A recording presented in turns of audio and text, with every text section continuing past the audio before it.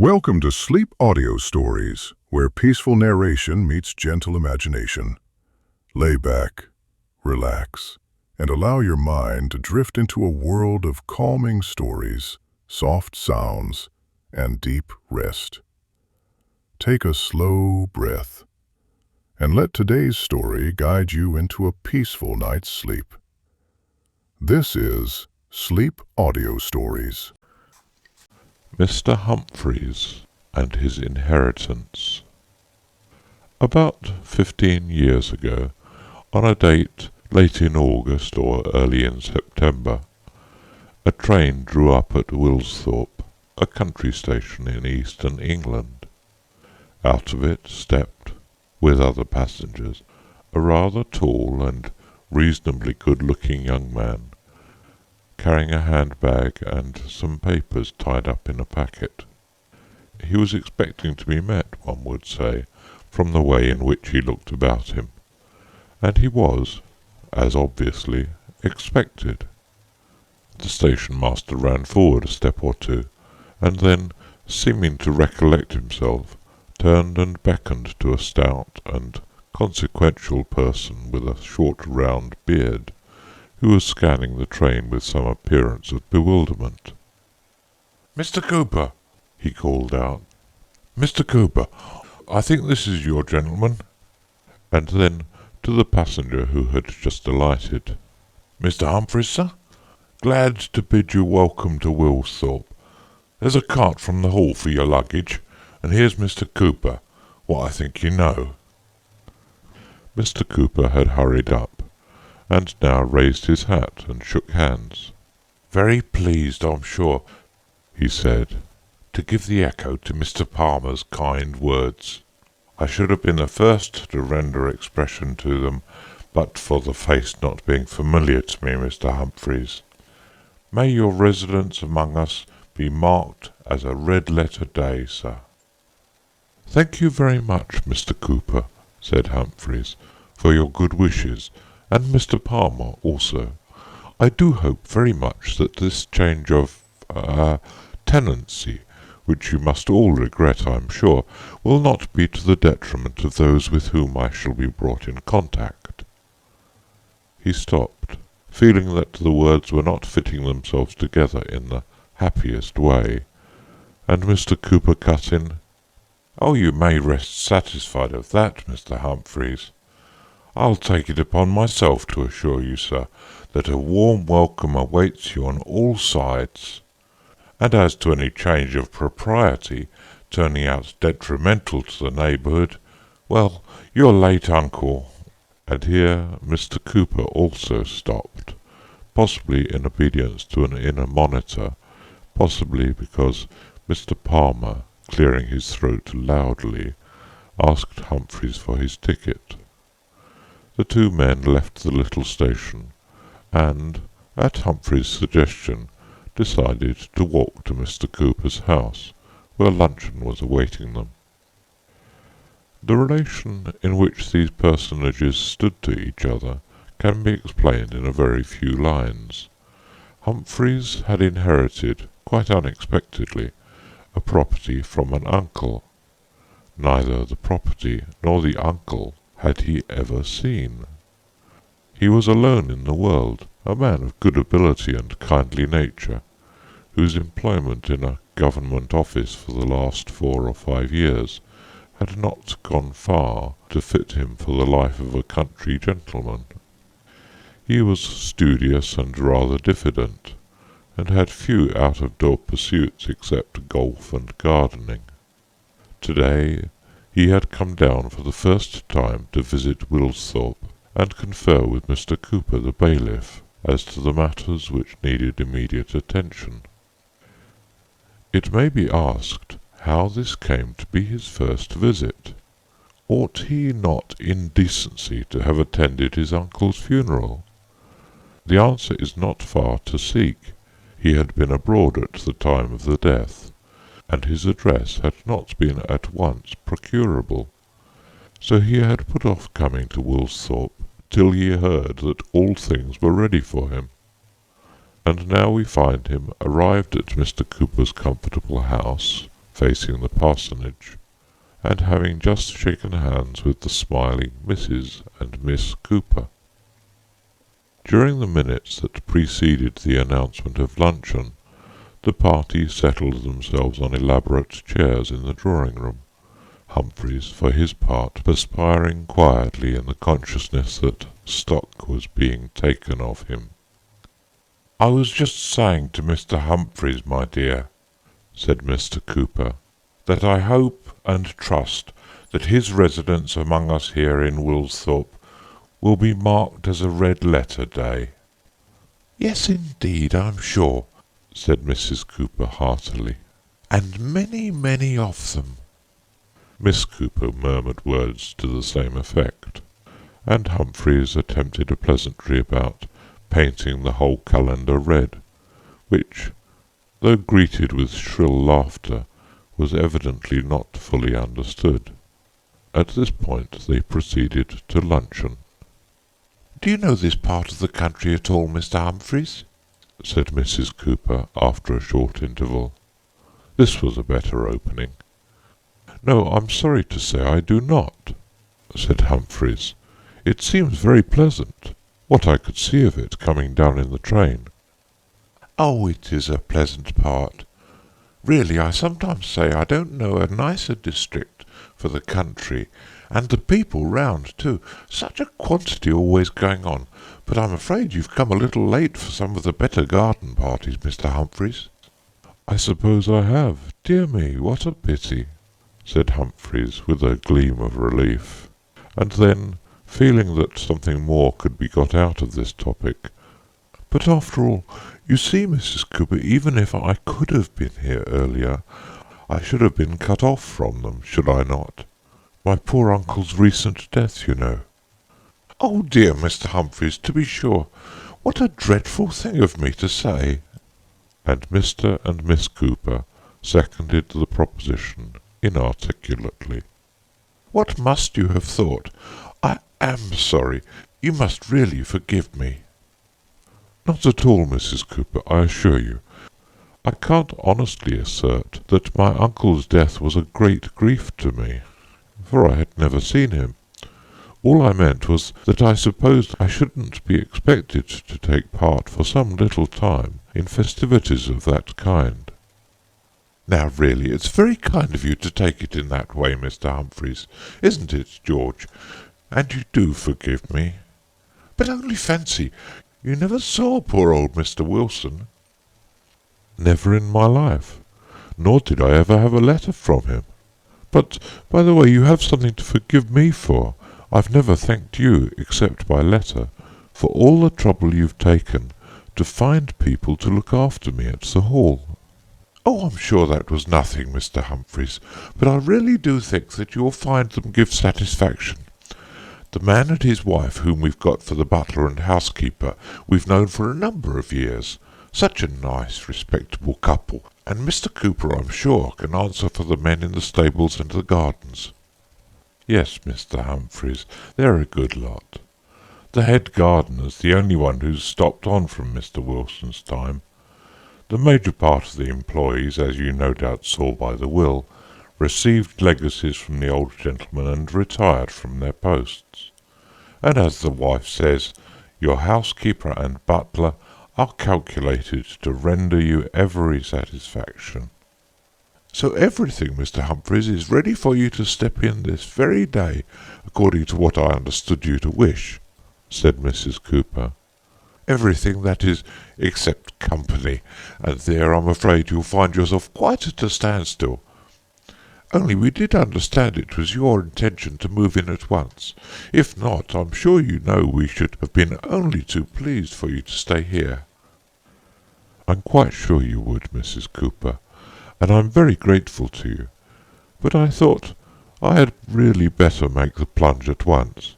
I'm accustomed to living alone, and there'll be quite enough to occupy my evenings, looking over papers and books and so on, for some time to come.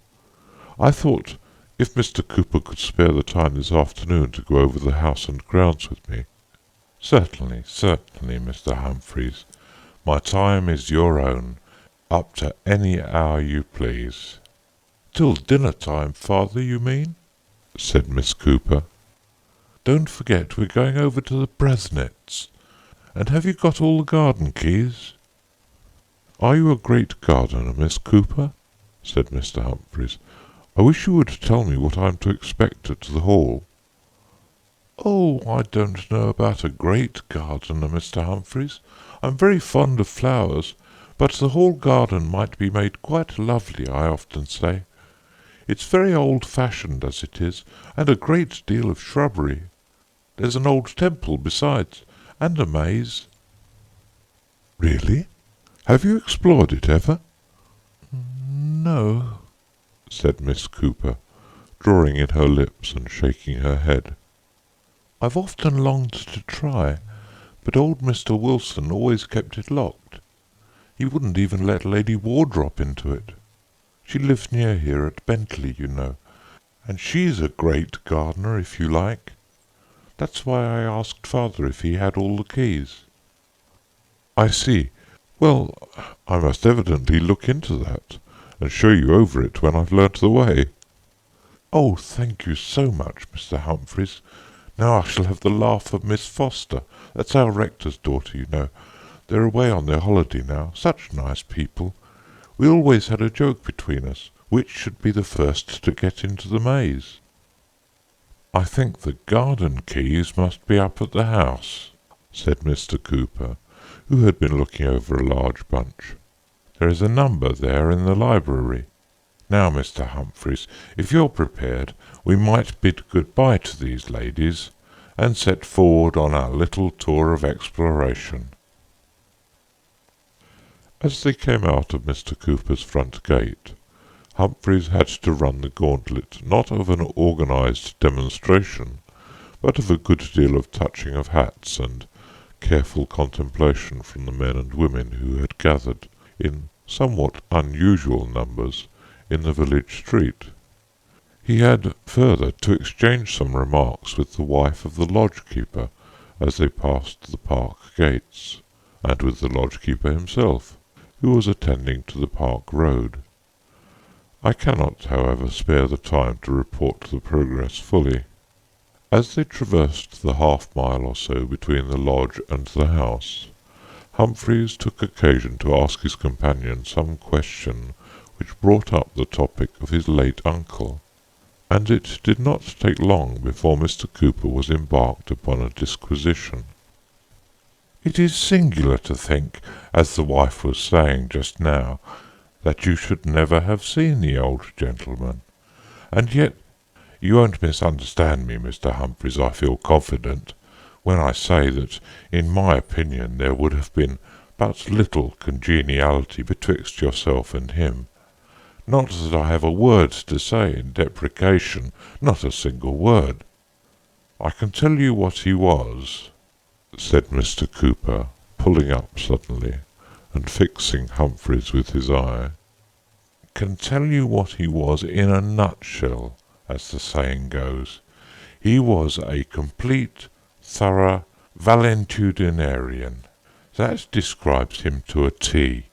That's what he was, sir, a complete valetudinarian. No participation in what went on around him. I did venture, I think, to send you a few words of cutting from our local paper, which I took the occasion to contribute on his decease.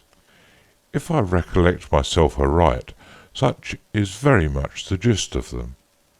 But don't, Mr. Humphreys," continued Cooper, tapping him impressively on the chest, "don't you run away with the impression that I wish to say aught but what is most creditable,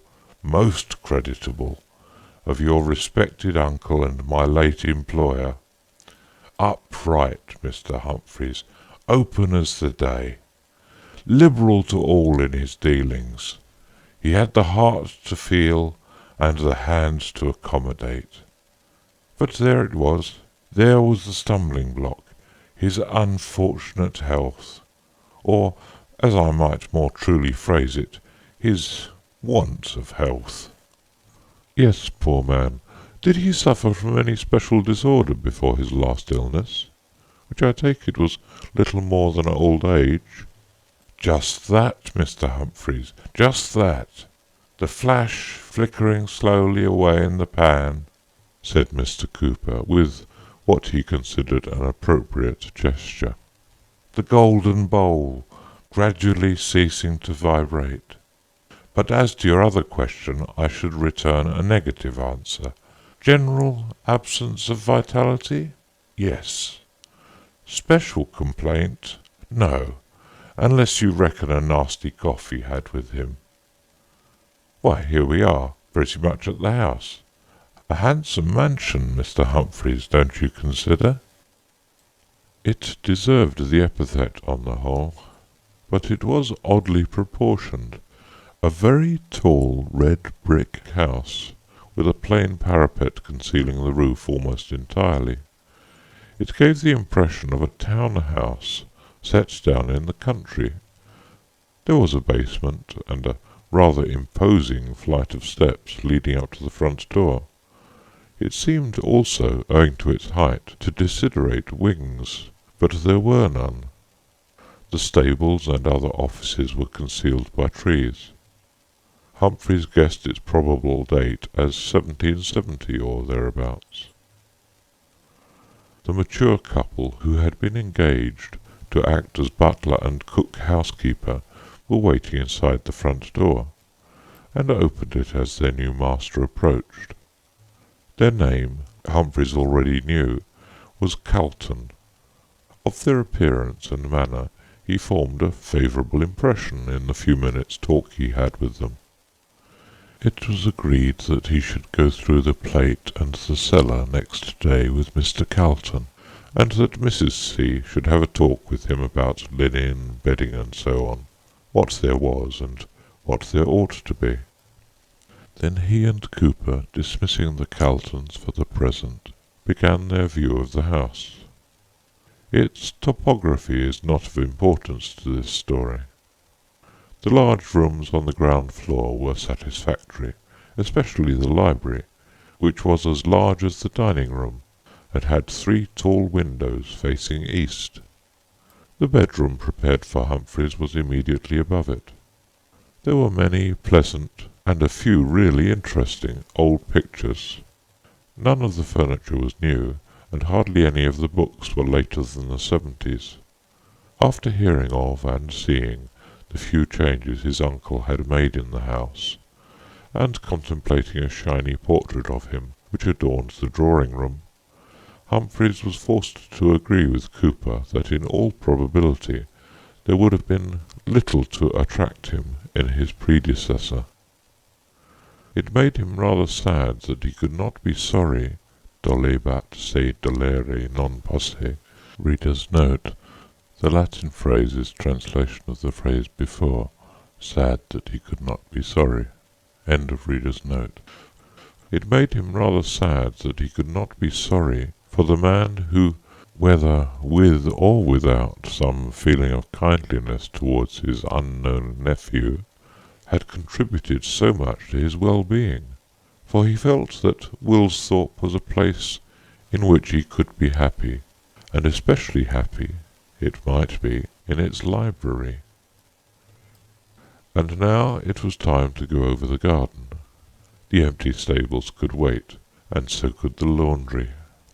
So to the garden they addressed themselves. And it was soon evident that Miss Cooper had been right in thinking that there were possibilities. Also that Mr. Cooper had done well in keeping on the gardener. The deceased Mr. Wilson might not have, indeed plainly had not, been imbued with the latest views on gardening, but whatever had been done here had been done under the eye of a knowledgeable man, and the equipment and stock were excellent. Cooper was delighted with the pleasure Humphreys showed, and with the suggestions he let fall from time to time. "I can see," he said, "that you've found your meat ear here, Mr. Humphreys. You'll make this place a regular cynosure before very many seasons have passed over our heads. I wish Clutterham had been here. That's the head gardener, and here he would have been, of course, as I told you, but for his son's being horsed over with a fever, poor fellow. I should like him to have heard how the place strikes you. Yes, you told me he couldn't be here today, and I was very sorry to hear the reason, but it will be time enough tomorrow. What is that white building on the mound at the end of the grass ride? Is it the temple Miss Cooper mentioned?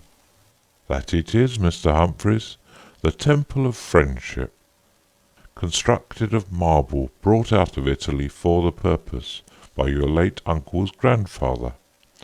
Would it interest you perhaps to take a turn there? You get a very sweet prospect of the park.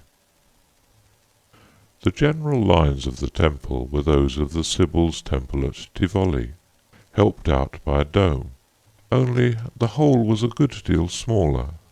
Some ancient sepulchral reliefs were built into the wall, and about it all was a pleasant flavour of the grand tour. Cooper produced the key, and with some difficulty opened the heavy door. Inside there was a handsome ceiling, but little furniture. Most of the floor was occupied by a pile of thick circular blocks of stone, each of which had a single letter deeply cut on its slightly convex upper surface. "What is the meaning of these?" Humphreys inquired. "Meaning? Well, all things, we're told, have their purpose, Mr. Humphreys, and I suppose these blocks have had theirs as well as another. But what that purpose is or was—" Mr. Cooper assumed a didactic attitude here. "I, for one, should be at a loss to point out to you, sir. All I know of them, and it's summed up in a very few words, is just this, that they're stated to have been removed by your late uncle, at a period before I entered on the scene, from the maze. That, Mr. Humphreys, is—" "Oh, the maze!" exclaimed Humphreys. "I'd forgotten that.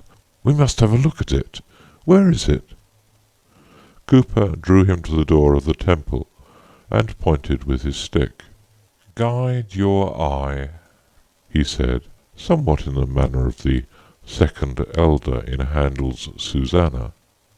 "Far to the west direct your straining eyes, where yon tall holm tree rises to the skies." Guide your eye by my stick here, and follow out the line directly opposite to the spot where we're standing now, and I'll engage, Mr. Humphreys, that you'll catch the archway over the entrance. You'll see it just at the end of the walk, answering to the one that leads up to this very building. Did you think of going there at once? Because if that be the case, I must go to the house and procure the key. If you would walk on there, I'll rejoin you in a few moments' time." Accordingly, Humphreys strolled down the ride leading to the temple, past the garden front of the house, and up the turfy approach to the archway which Cooper had pointed out to him. He was surprised to find that the whole maze was surrounded by a high wall, and that the archway was provided with a padlocked iron gate. But then he remembered that Miss Cooper had spoken of his uncle's objection to letting anyone enter this part of the garden. He was now at the gate, and still Cooper came not. For a few minutes he occupied himself in reading the motto cut over the entrance, "Secretum meum mihi et filiis domus miei," and in trying to recollect the source of it. Reader's note. The Latin translates to "My secret is for me and the sons of my house." End of reader's note. Then he became impatient, and considered the possibility of scaling the wall. This was clearly not worth while. It might have been done if he had been wearing an older suit. Or could the padlock, a very old one, be forced? No, apparently not. And yet, as he gave a final irritated kick at the gate, something gave way, and the lock fell at his feet. He pushed the gate open, inconveniencing a number of nettles as he did so, and stepped into the enclosure. It was a yew maze, of circular form, and the hedges, long untrimmed, had grown out and upwards to a most unorthodox breadth and height. The walks, too, were next door to impassable. Only by entirely disregarding scratches, nettle stings, and wet could Humphreys force his way along them. But at any rate, this condition of things, he reflected, would make it easier for him to find his way out again, for he left a very visible track. So far as he could remember, he had never been in a maze before, nor did it seem to him now that he had missed much. The dankness and darkness, and smell of crushed goose-grass and nettles were anything but cheerful. Still, it did not seem to be a very intricate specimen of its kind. Here he was. By the way, was that Cooper arrived at last? No. Very nearly at the heart of it, without having taken much thought as to what path he was following. Ah, there at last was the centre, easily gained. And there was something to reward him. His first impression was that the central ornament was a sundial, but when he had switched away some portion of the thick growth of brambles and bindweed that had formed over it, he saw that it was a less ordinary decoration. A stone column about 4 feet high, and on the top of it a metal globe, copper to judge by the green patina, engraved, and finely engraved too, with figures in outline and letters. That was what Humphreys saw, and a brief glance at the figures convinced him that it was one of those mysterious things called celestial globes, from which, one would suppose, no one ever yet derived any information about the heavens. However, it was too dark, at least in the maze, for him to examine this curiosity at all closely. And besides, he now heard Cooper's voice, and sounds as of an elephant in the jungle. Humphreys called to him to follow the track he had beaten out, and soon Cooper emerged, panting, into the central circle. He was full of apologies for his delay. He had not been able, after all, to find the key. "But there," he said, "you've penetrated into the heart of the mystery unaided and unannealed, as the saying goes. Well, I suppose it's a matter of 30 to 40 years since any human foot has trod these precincts. Certain it is that I've never set foot in them before. Well, well, what's the old proverb about angels fearing to tread? It's proved true once again in this case." Humphrey's acquaintance with Cooper, though it had been short, was sufficient to assure him that there was no guile in this allusion, and he forbore the obvious remark, merely suggesting that it was fully time to get back to the house for a late cup of tea, and to release Cooper for his evening engagement. They left the maze accordingly, experiencing well-nigh the same ease in retracing their path as they had in coming in. "Have you any idea," Humphreys asked as they went towards the house, "why my uncle kept that place so carefully locked?" Cooper pulled up, and Humphreys felt he must be on the brink of a revelation. "I should merely be deceiving you, Mr. Humphreys, and that to no good purpose, if I laid claim to possess any information whatsoever on that topic. When I first entered upon my duties here, some 18 years back, that maze was word for word in the condition you see it now, and the one and only occasion on which the question ever arose within my knowledge was that of which my girl made mention in your hearing. Lady Wardrop, I've not a word to say against her, wrote, applying for admission to the maze. Your uncle showed me the note, a most civil note, everything that could be expected from such a quarter. "Cooper," he said, "I wish you'd reply to that note on my behalf." "Certainly, Mr. Wilson," I said, for I was quite inured to acting as his secretary. "What answer shall I return to it?" "Well," he said, "give Lady Wardrop my compliments, and tell her that if ever that portion of the grounds is taken in hand, I shall be happy to give her the first opportunity of viewing it, but that it has been shut up now for a number of years, and I shall be grateful to her if she kindly won't press the matter. That, Mr. Humphreys, was your good uncle's last word on the subject, and I don't think I can add anything to it.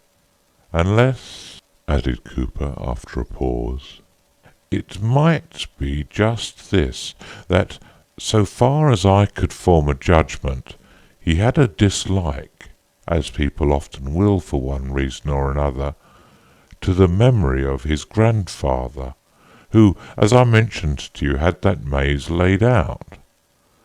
A man of peculiar tenet, Mr. Humphreys, and a great traveller.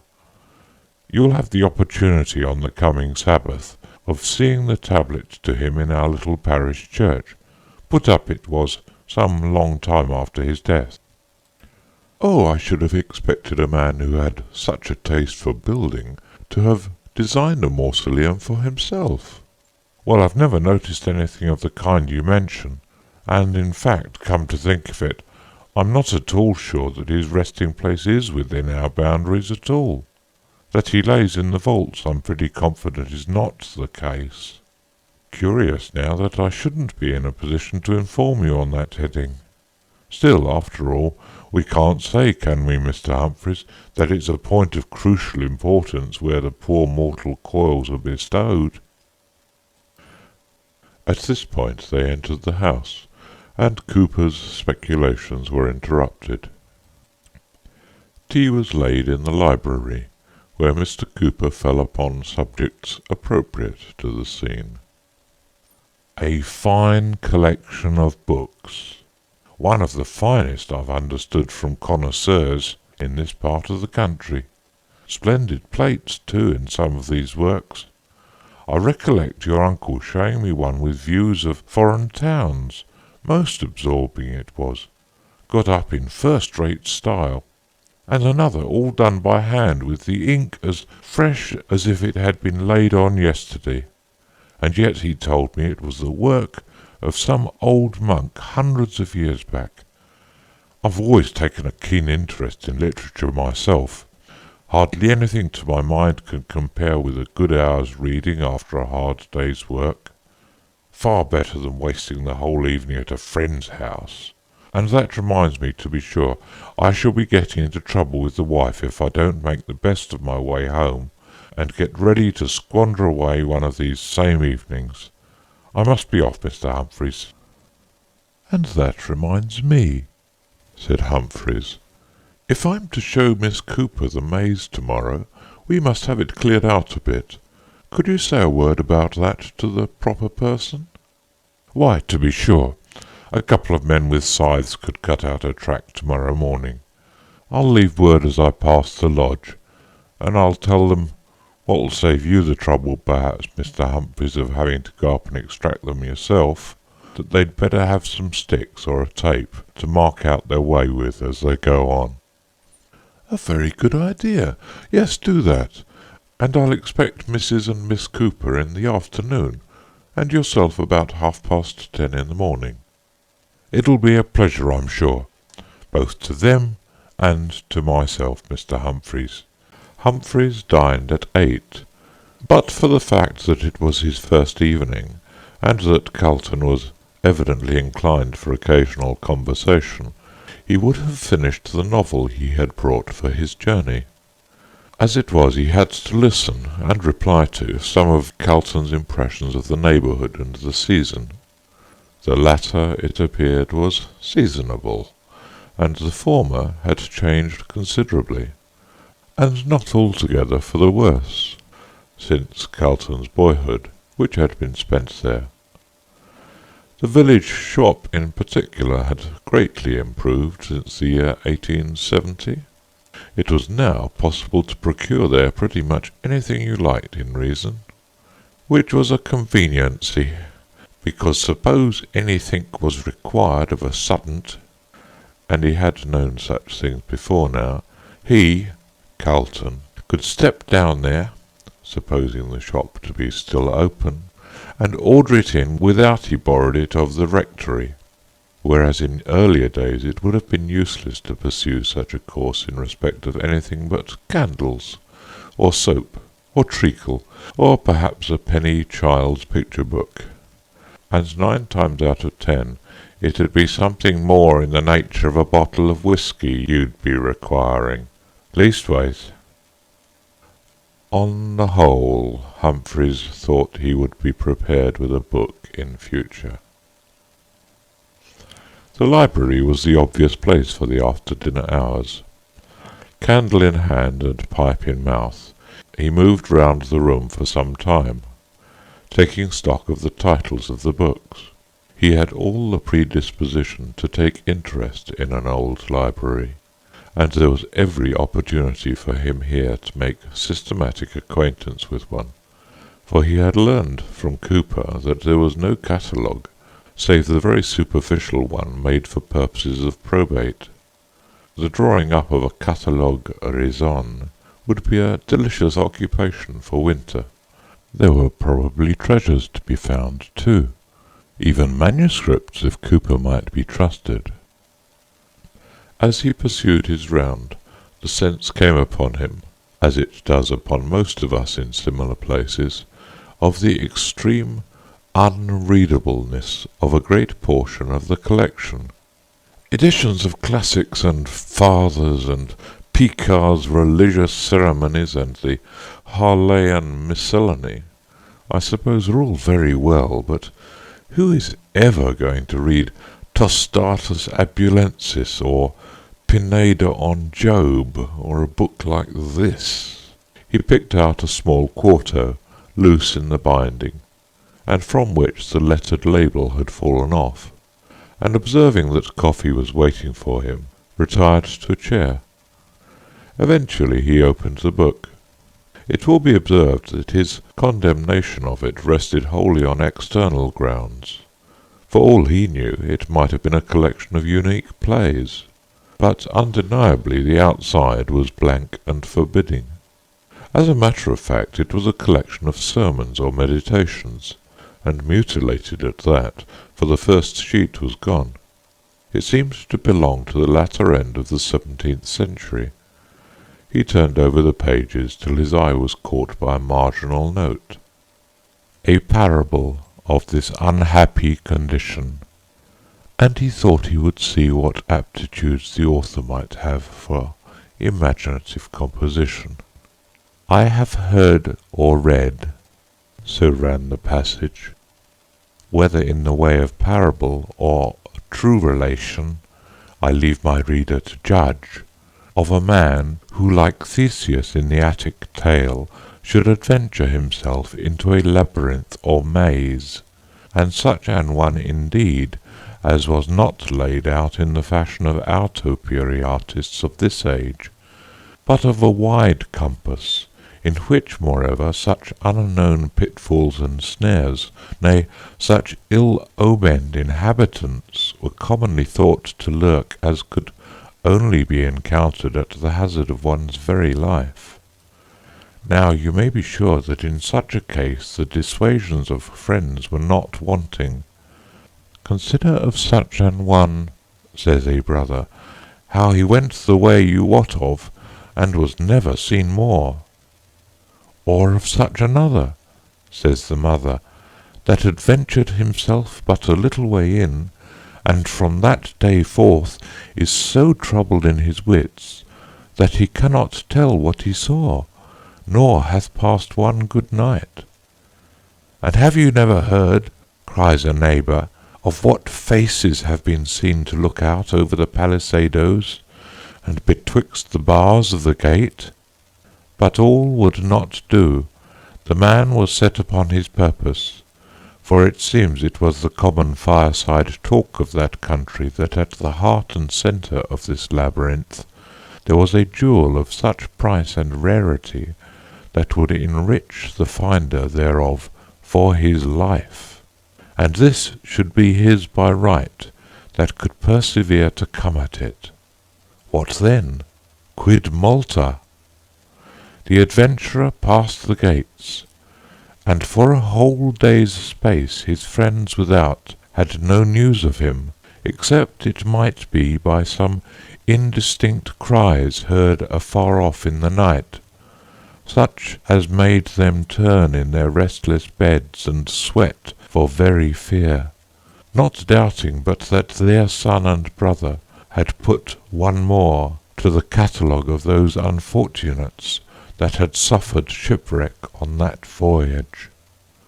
So the next day they went with weeping tears to the clerk of the parish to order the bell to be tolled, and their way took them hard by the gate of the labyrinth, which they would have hastened by from the horror they had of it, but that they caught sight of a sudden of a man's body lying in the roadway, and going up to it, with what anticipations may be easily figured, found it to be him whom they reckoned as lost, and not dead, though he were in a swoon most like death. They then, who had gone forth as mourners, came back rejoicing, and set to by all means to revive their prodigal, who, being come to himself, and hearing of their anxieties and their errand of that morning, "Ay," says he, "you may as well finish what you were about, for all I have brought back the jewel," which he showed them, and was indeed a rare piece, "I have brought back that with it that will leave me neither rest at night nor pleasure by day." Whereupon they were instant with him to learn his meaning, and where his company should be that went so sore against his stomach. "Oh," says he, "'tis here in my breast, I cannot flee from it, do what I may." So it needed no wizard to help them to a guess that it was the recollection of what he had seen that troubled him so wonderfully. But they could get no more of him for a long time, but by fits and starts. However, at long and at last they made shift to collect somewhat of this kind, that at first, while the sun was bright, he went merrily on, and without any difficulty reached the heart of the labyrinth, and got the jewel, and so set out on his way back rejoicing.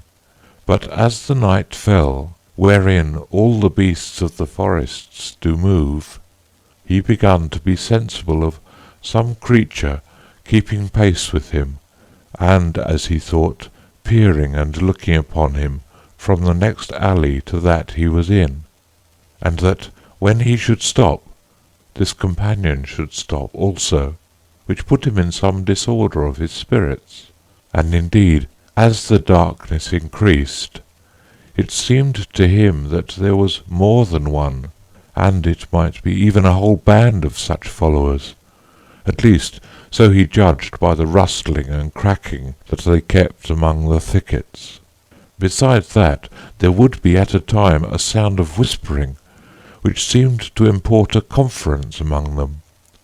But in regard of who they were, or what form they were of, he would not be persuaded to say what he thought. Upon his hearers asking him what the cries were which they heard in the night, as was observed above, he gave them this account, that about midnight, so far as he could judge, he heard his name called from a long way off, and he would have been sworn it was his brother that so called him. So he stood still and hallooed at the pitch of his voice, and he supposed that the echo or the noise of his shouting disguised for the moment any lesser sound, because when there fell a stillness again, he distinguished a trampling, not loud, of running feet coming very close behind him, wherewith he was so daunted that himself set off to run, and that he continued till the dawn broke. Sometimes when his breath failed him, he would cast himself flat on his face, and hope that his pursuers might overrun him in the darkness, but at such a time they would regularly make a pause, and he could hear them pant and snuff, as it had been a hound at fault, which wrought in him so extreme an horror of mind that he would be forced to betake himself again to turning and doubling, if by any means he might throw them off the scent. And, as if this exertion was in itself not terrible enough, he had before him the constant fear of falling into some pit or trap, of which he had heard, and indeed seen with his own eyes that there were several, some at the sides, and other in the midst of the alleys, so that, in fine, he said, a more dreadful night was never spent by mortal creature than that he had endured in that labyrinth, and not that jewel which he had in his wallet, nor the richest that was ever brought out of the Indies, could be a sufficient recompense to him for the pains he had suffered. I will spare to set down the further recital of this man's troubles, inasmuch as I am confident my reader's intelligence will hit the parallel I desire to draw. For is not this jewel a just emblem of the satisfaction which a man may bring back with him from a course of this world's pleasures? And will not the labyrinth serve for an image of the world itself, wherein such a treasure, if we may believe the common voice, is stored up? At about this point Humphreys thought that a little patience would be an agreeable change, and that the writer's improvement of his parable might be left to itself. So he put the book back in its former place, wondering as he did so whether his uncle had ever stumbled across that passage, and if so, whether it had worked on his fancy so much as to make him dislike the idea of a maze, and determine to shut up the one in the garden. Not long afterwards he went to bed. The next day brought a morning's hard work with Mr. Cooper, who, if exuberant in language, had the business of the estate at his fingers' ends. He was very breezy this morning, Mr. Cooper was. Had not forgotten the order to clear out the maze. The work was going on at that moment. His girl was on the tentacles of expectation about it. He also hoped that Humphreys had slept the sleep of the just, and that we should be favoured with a continuance of this congenial weather. At luncheon he enlarged on the pictures in the dining-room, and pointed out the portrait of the constructor of the temple and the maze. Humphreys examined this with considerable interest. It was the work of an Italian, and had been painted when old Mr. Wilson was visiting Rome as a young man. There was indeed a view of the Colosseum in the background. A pale, thin face and large eyes were the characteristic features. In the hand was a partially unfolded roll of paper, on which could be distinguished the plan of a circular building, very probably the temple, and also part of that of a labyrinth. Humphreys got up on a chair to examine it, but it was not painted with sufficient clearness to be worth copying. It suggested to him, however, that he might as well make a plan of his own maze, and hang it in the hall for the use of visitors. This determination of his was confirmed that same afternoon, for when Mrs. and Miss Cooper arrived, eager to be inducted into the maze, he found that he was wholly unable to lead them to the centre.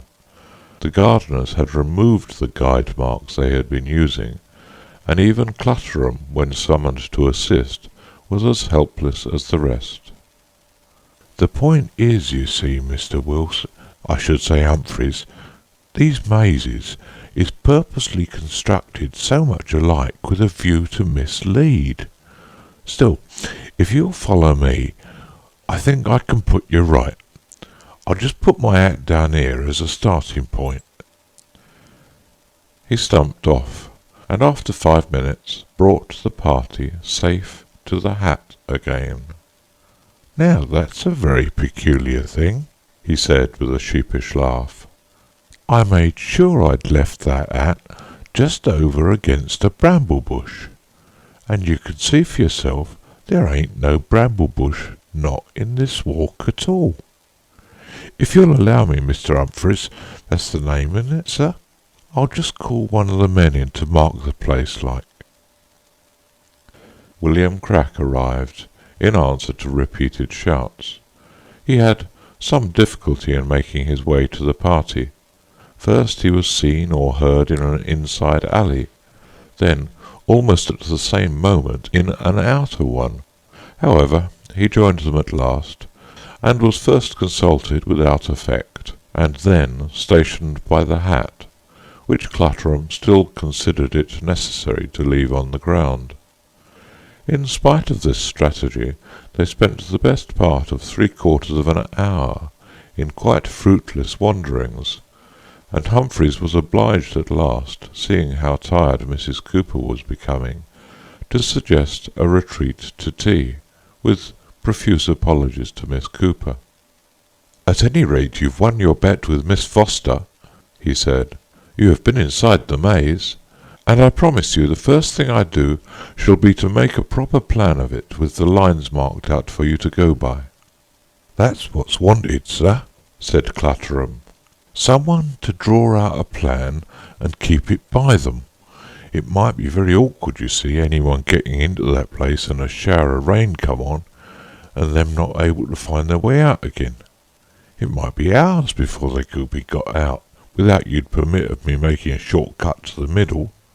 What my meaning is, taking down a couple of trees in each edge, in a straight line, so you could get a clear view right through. Of course, that'd do away with it as a maze, but I don't know as you'd approve of that."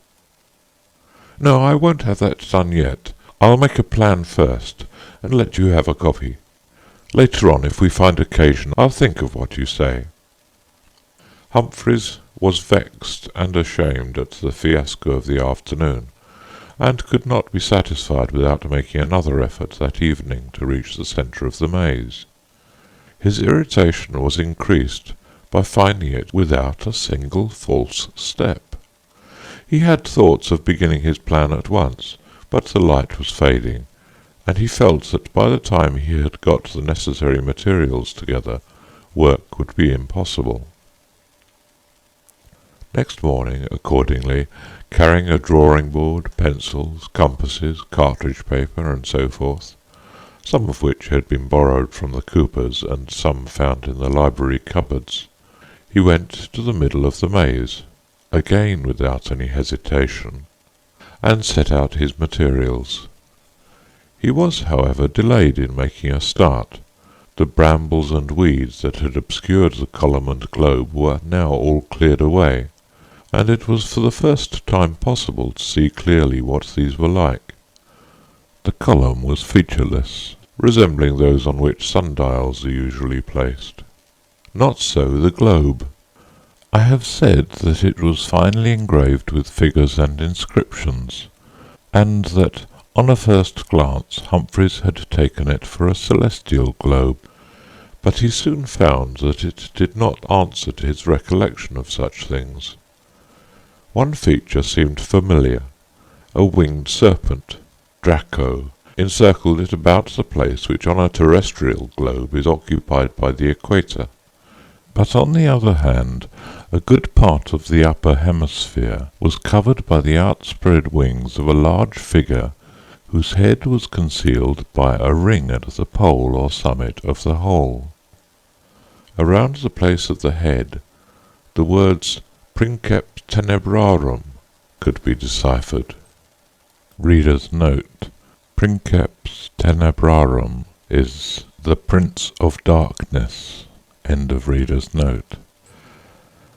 In the lower hemisphere there was a space hatched all over with cross lines and marked as Umbra Mortis.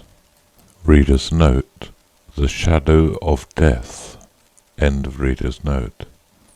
Near it was a range of mountains, and among them a valley with flames rising from it.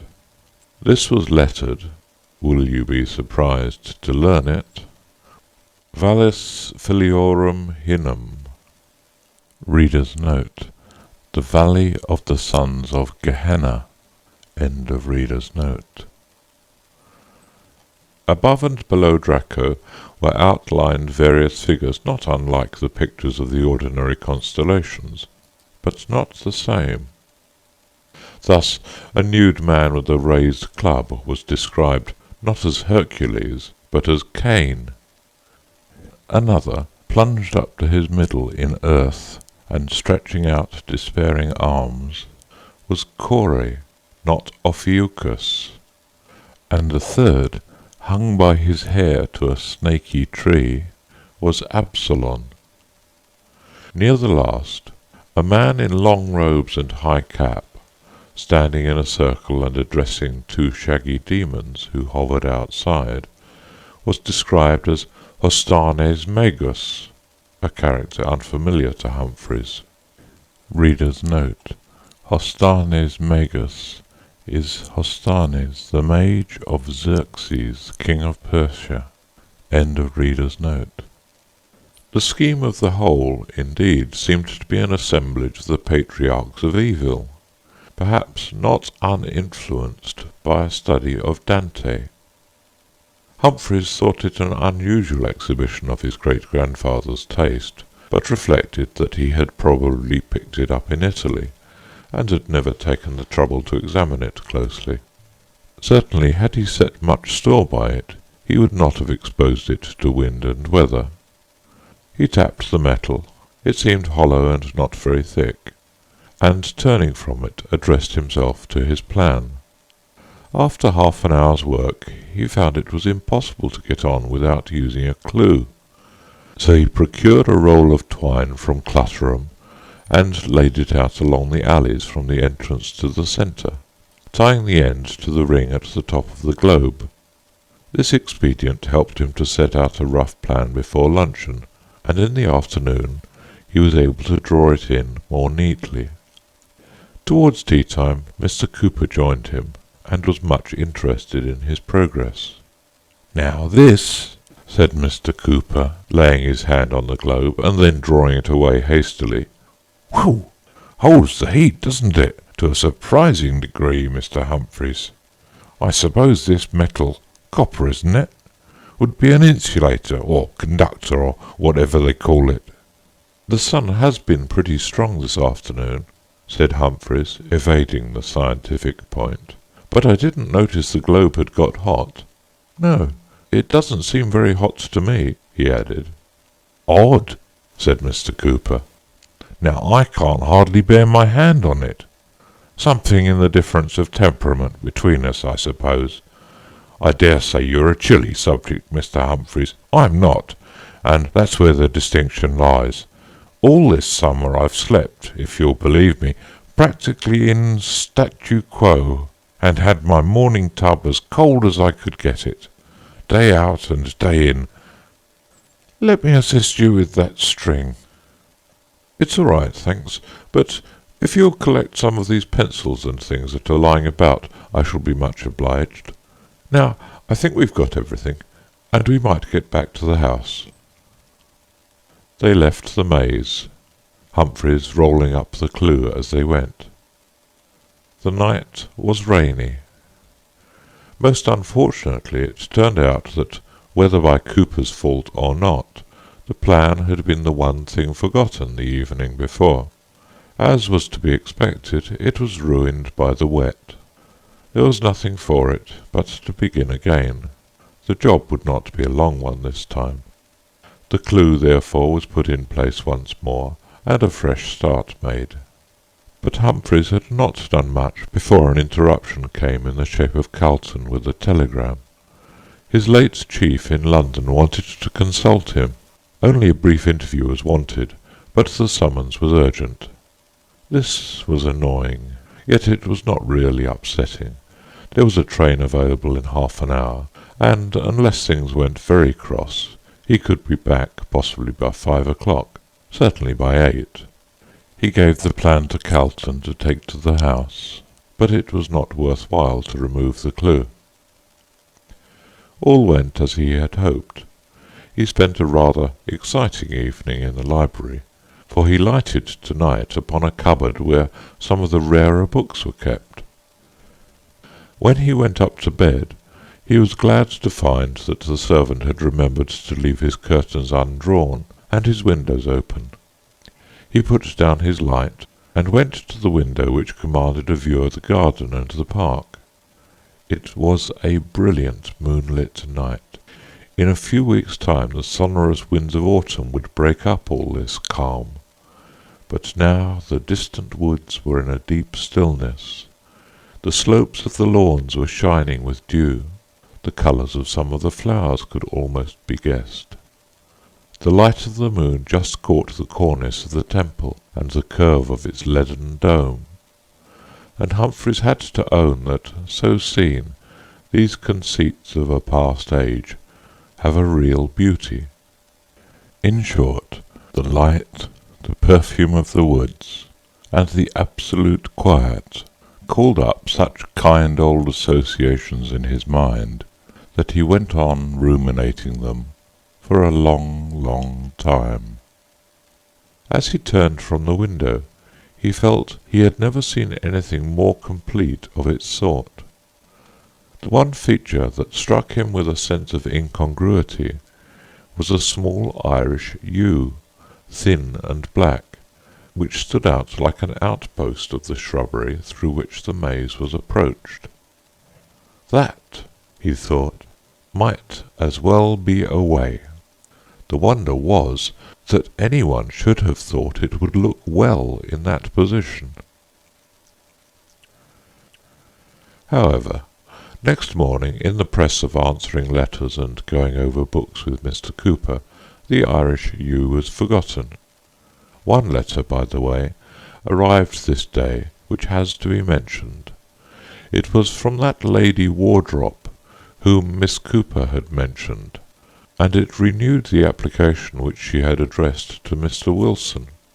She pleaded, in the first place, that she was about to publish a book of mazes, and earnestly desired to include the plan of the Woolsthorpe maze, and also that it would be a great kindness if Mr. Humphreys could let her see it, if at all, at an early date, since she would soon have to go abroad for the winter months. Her house at Bentley was not far distant, so Humphreys was able to send a note by hand to her, suggesting the very next day, or the day after, for her visit. It may be said at once that the messenger brought back a most grateful answer, to the effect that the morrow would suit her admirably. The only other event of the day was that the plan of the maze was successfully finished. This night, again, was fair and brilliant and calm, and Humphreys lingered almost as long at his window. The Irish yew came to his mind again as he was on the point of drawing his curtains, but either he had been misled by a shadow the night before, or else the shrub was not really so obtrusive as he had fancied.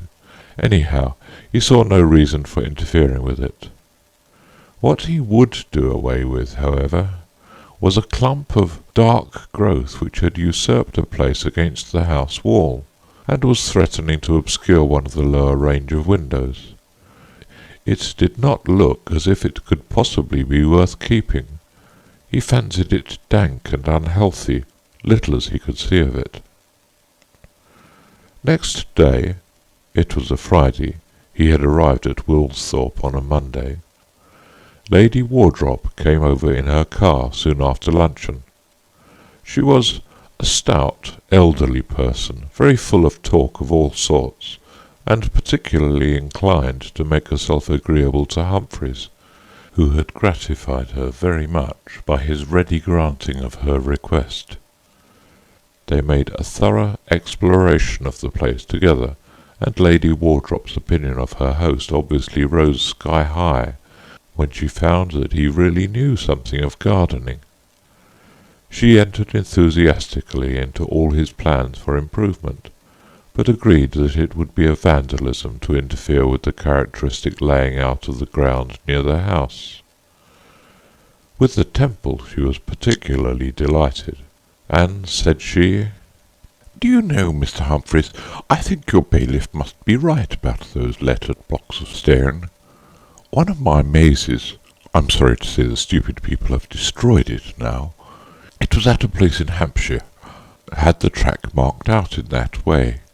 There were tiles there, but lettered just like yours, and the letters, taken in the right order, formed an inscription. What it was I forget, something about Theseus and Ariadne. I have a copy of it as well as the plan of the maze where it was. How people can do such things! I shall never forgive you if you injure your maze. Do you know they're becoming very uncommon? Almost every year I hear of one being grubbed up. Now, do let's get straight to it, or if you're too busy, I know my way there perfectly, and I'm not afraid of getting lost in it. I know too much about mazes for that. Though I remember missing my lunch not so very long ago either, through getting entangled in the one at Busbury. Well, of course, if you can manage to come with me, that will be all the nicer."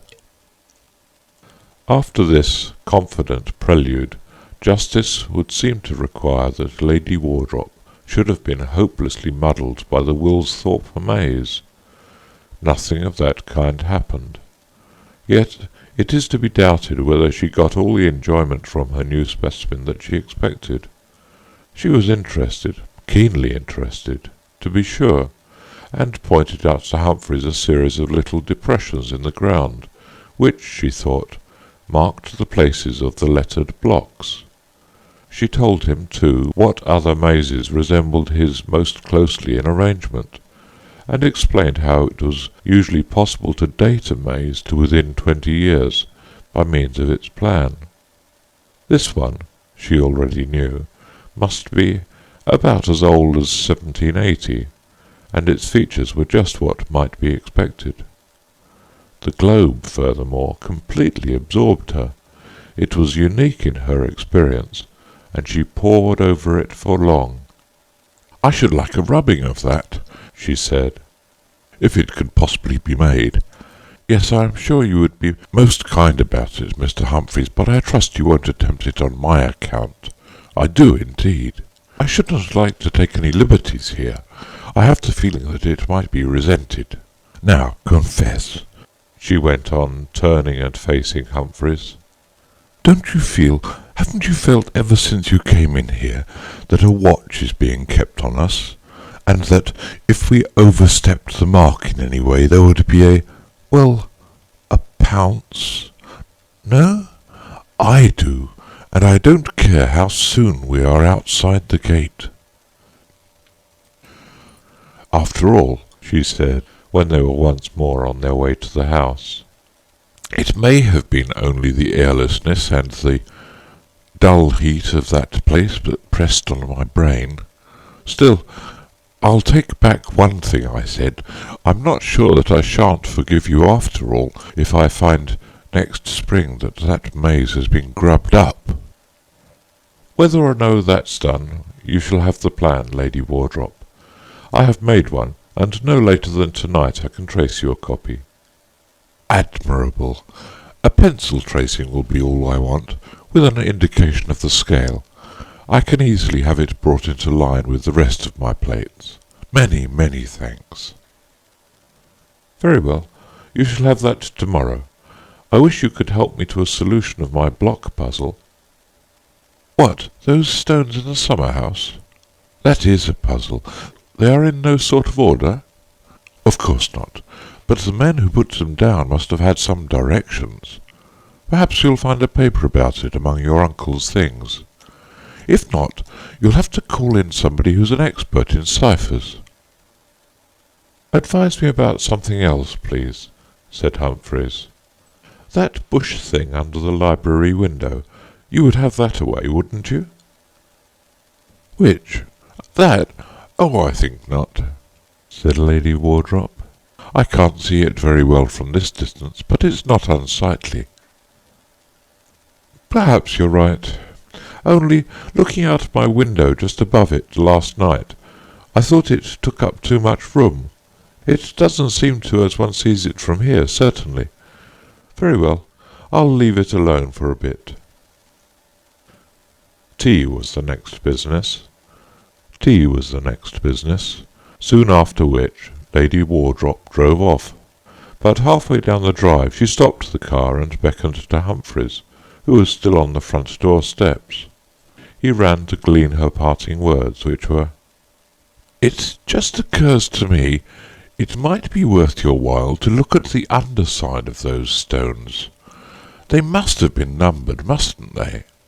Good-bye again. Home, please." The main occupation of this evening, at any rate, was settled. The tracing of the plan for Lady Wardrop, and the careful collation of it with the original, meant a couple of hours' work at least. Accordingly, soon after 9, Humphreys had his materials put out in the library, and began. It was a still, stuffy evening. Windows had to stand open, and he had more than one grisly encounter with a bat. These unnerving episodes made him keep the tail of his eye on the window. Once or twice it was a question whether there was, not a bat, but something more considerable, that had a mind to join him. How unpleasant it would be if someone had slipped noiselessly over the sill and was crouching on the floor. The tracing of the plan was done. It remained to compare it with the original, and to see whether any paths had been wrongly closed or left open. With one finger on each paper he traced out the course that must be followed from the entrance. There were one or two slight mistakes, but here near the centre was a bad confusion, probably due to the entry of the second or third bat. Before correcting the copy, he followed out carefully the last turnings of the path on the original. These at least were right. They led without a hitch to the middle space. Here was a feature which need not be repeated on the copy, an ugly black spot about the size of a shilling. Ink? No. It resembled a hole, but how should a hole be here? He stared at it with tired eyes. The work of tracing had been very laborious, and he was drowsy and oppressed. But surely this was a very odd hole. It seemed to go not only through the paper, but through the table on which it lay. Yes, and through the floor below that, down and still down, even into infinite depths. He craned over it, utterly bewildered. Just as, when you were a child, you may have pored over a square inch of counterpane until it became a landscape with wooded hills, and perhaps even churches and houses, and you lost all thought of the true size of yourself and it. So this hole seemed to Humphreys for the moment the only thing in the world. For some reason it was hateful to him from the first, but he had gazed at it for some moments before any feeling of anxiety came upon him, and then it did come, stronger and stronger, a horror lest something might emerge from it, and a really agonizing conviction that a terror was on its way, from the sight of which he would not be able to escape. Oh yes, far, far down there was a movement, and the movement was upwards, towards the surface. Nearer and nearer it came, and it was of a blackish-grey colour, with more than one dark hole. It took shape as a face, a human face, a burnt human face, and with the odious writhings of a wasp creeping out of a rotten apple, there clambered forth an appearance of a form, waving black arms, prepared to clasp the head that was bending over them. With a convulsion of despair, Humphreys threw himself back, struck his head against a hanging lamp, and fell. There was concussion of the brain, shock to the system, and a long confinement to bed. The doctor was badly puzzled, not by the symptoms, but by a request which Humphreys made to him as soon as he was able to say anything. "I wish you would open the ball in the maze." "Hardly enough room there, I should have thought," was the best answer he could summon up. "But it's more in your way than mine. My dancing days are over." At which Humphreys muttered and turned over to sleep, and the doctor intimated to the nurses that the patient was not out of the wood yet.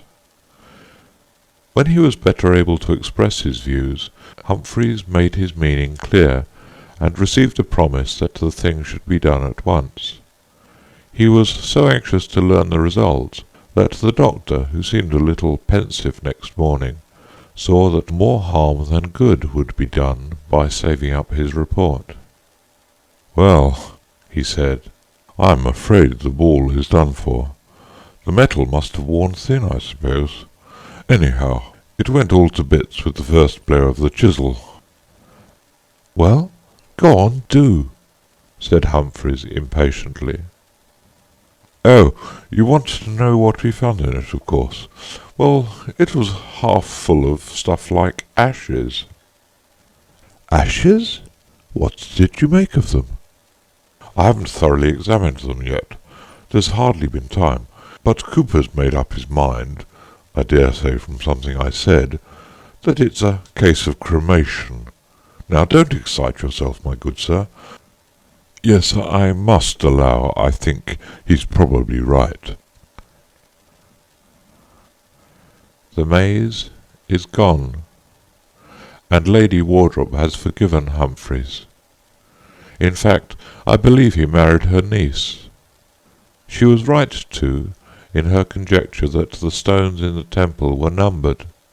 There had been a numeral painted on the bottom of each. Some few of these had rubbed off, but enough remained to enable Humphreys to reconstruct the inscription. It ran thus: "Penetrans ad interiora mortis." Reader's note: penetrating into the interior places of death. End of reader's note. Grateful as Humphreys was to the memory of his uncle, he could not quite forgive him for having burnt the journals and letters of the James Wilson who had gifted Woolsthorpe with the maze and the temple. As to the circumstances of that ancestor's death and burial, no tradition survived, but his will, which was almost the only record of him accessible, assigned an unusually generous legacy to a servant who bore an Italian name. Mr. Cooper's view is that, humanly speaking, all these many solemn events have a meaning for us, if our limited intelligence permitted of our disintegrating it, while Mr. Calton has been reminded of an aunt now gone from us, who, about the year 1866, had been lost for upwards of an hour and a half in the maze at Covent Gardens, or it might be Hampton Court. One of the oddest things in the whole series of transactions is that the book which contained the parable has entirely disappeared. Humphreys has never been able to find it since he copied out the passage to send to Lady Wardrop.